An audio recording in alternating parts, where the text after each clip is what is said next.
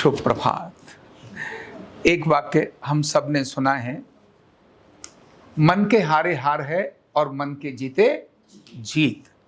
तो मन तो एक ही है, लेकिन ये मन कब हारता है और मन कब जीतता है, और मन क्यों हारता है और मन क्यों जीतता है।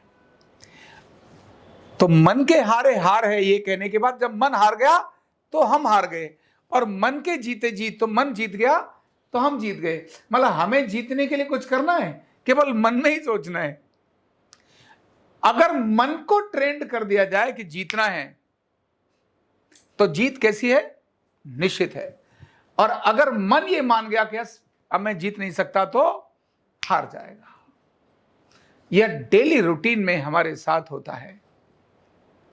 मन किन चीजों को जीतने की इच्छा करता है और मन कहां जीतने की इच्छा नहीं करता, मन को कहां आनंद आता है और मन को कहां आनंद नहीं आता। जब ये देखना शुरू करेंगे तो हार और जीत ऑटोमेटिकली आना शुरू हो जाएगी। मन को कौन सी चीजों में आनंद आता है, तो मन को आनंद आता है आलस में। किस में आनंद आता है, छोड़ना यार बाद में देखेंगे, आता नहीं आता है। अगर थोड़ी देर, जैसे स्कूल में जब आप जाते थे, आपको भी ध्यान होगा, तो जिस दिन स्कूल में पढ़ाई हो रही है और मास्टर जी एग्जाम लेने वाले हैं, उस दिन मन करता है यार पता नहीं क्या होगा, पता नहीं क्या होगा, जाओ जाओ न जाओ, छुट्टी हो जाओ। और फिर मन में आते, हे भगवान आज स्कूल में कोई मरीज जाए, क्योंकि मरने पे छुट्टी हो जाती है, और डंडा पड़ने वाले हो, टेस्ट होने वाला हो, फिर तो पक्का ऐसा होता है। और जिस दिन बाई चांस किसी देश में बड़े नेता की मृत्यु हो गई, या वहीं पर स्कूल में ही कहीं डेथ किसी की मृत्यु हो गई, तो कहते हाय बहुत बुरा हुआ, अंदर अंदर लड्डू फूट रहे हैं, चल छुट्टी तो हुई। होता नहीं होता, क्यों? मन को आलस में आनंद आता है, मन को निष्क्रिय रहने में आनंद आता है, मन को सक्रिय रहने में आनंद नहीं आता, मन को कमिटमेंट पर आनंद नहीं आता है। हां, किन का आलस में जाता है और किन का कमिटमेंट में आनंद आता है। ऐसे कितने लोग हैं जिनको सेवा में आनंद आता है, जिनको पराक्रम में आनंद आता है, जिनको मेहनत में आनंद आता है, जिनको सुबह जल्दी जगने में आनंद आता है।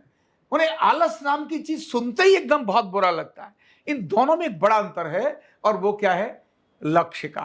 क्या है? जीवन में अगर कोई लक्ष्य है, उद्देश्य है, तब उस उद्देश्य की प्राप्ति के लिए आनंद अपने आप ही आने लगेगा, फिर आलस नहीं आएगा। जहां उद्देश्य नहीं है, जहां कोई विजन नहीं है, जहां कोई मिशन नहीं है, वहां पर क्या आएगा, आलस आएगा। तो मन कब हारता है, जब जीवन में कोई पर्पज न हो। जब पर्पज का अर्थ पैसे कमाना नहीं होता है, पर्पज तो लोक सेवा भी होती है। मेरे इस जीवन का उद्देश्य है मैं अपने देशवासियों को निरोगी बनाऊं, ये मेरा पर्पज है। मैं अपने इस देशवासियों को आजीविका का एक बड़ा साधन क्रिएट करूं, ये मेरे सामने पर्पज है।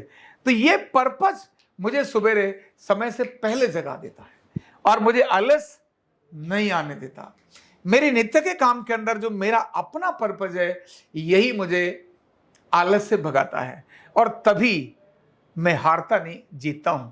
हारना जीतना नहीं, मुझे उसमें आनंद है, इसीलिए मैं उसकी तरफ जाता हूं। जब अपन अपने मन में एक पर्पज बनाएंगे तो मन फिर आलस में नहीं जाएगा। एक कमिटमेंट करेंगे, यस मुझे इतना करना है, मुझे ये सब करना है, मुझे ये सारा करना है। जैसे ये सारी चीजों को बनाएंगे, यह बनाते ही तामसिक से सात्विक की तरफ हम चले जाते हैं। किधर चले जाते हैं? तामसिक से राजसिक जाते हैं, और राजसिक से सात्विक की तरफ जाते हैं। क्योंकि मन तीनों प्रकार की प्रकृति उसके पास है, तामसिक भी है, राजसिक भी है और सात्विक भी है। कमिटमेंट आते ही वो तामसिक से, हमने अनेक सारी घटनाओं को ऐसे सुना है। तुलसीदास जी की घटना मैंने उस दिन बताई थी। तुलसीदास जी पहले तामसिक थे ऐसा नहीं थे, लेकिन उनका पर्पज बहुत डिफरेंट था। जैसे ही उनको एक ऐसी संगति मिली जिन्होंने कहा तुम कर क्या रहे हो क्या रहा है, तो उस समय पर वाल्मीकि जी, सब क्षमा करना, वाल्मीकि जी, तो वाल्मीकि जी के जीवन का बड़ा जबरदस्त परिवर्तन हो गया। फिर आलस नाम की चीज नहीं रही।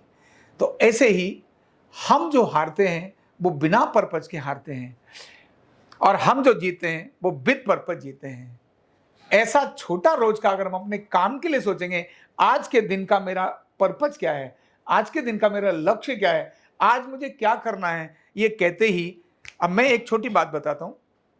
बेटा आनंद छोटा, आप जानते ही हैं, अभी सवेरे जगाओ, स्कूल का समय है उसका 6:45, 7 बजे 6:45 निकलना है, तो उसको 6 बजे से जगाना शुरू करो, बेटा जगो 2 मिनट, फिर सो गया, अच्छा बेटा जगो, फिर हमने कहा कोई काम दिया जाए। क्यों? इससे पता है नहाने धोने पोटी वोटी में सब में कुल मिलाकर तो इसको 7 मिनट 8 मिनट भी नहीं लगने, नहा के तैयार हो जाएगा। फिर क्या करेगा? नहा के भी थोड़ा ऐसे करेगा, बेड पर लेट जाएगा और आराम से पंखा चला देगा, और इस सॉक्स पहनने में 5 मिनट लगा देगा। मैंने इसका कोई समाधान ढूंढना चाहिए। तो मैंने कहा बेटा आप सुबह जग करके दीपक जलाने का काम आप सवेरे करोगे, नहा धो के आप करोगे? बोले हाँ बाबा जी करूंगा।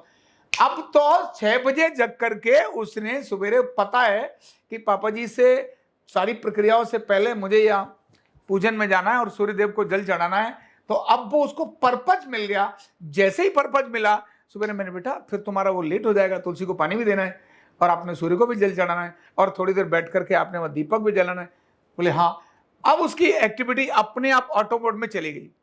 और अभी जिन दिनों में हम बाहर थे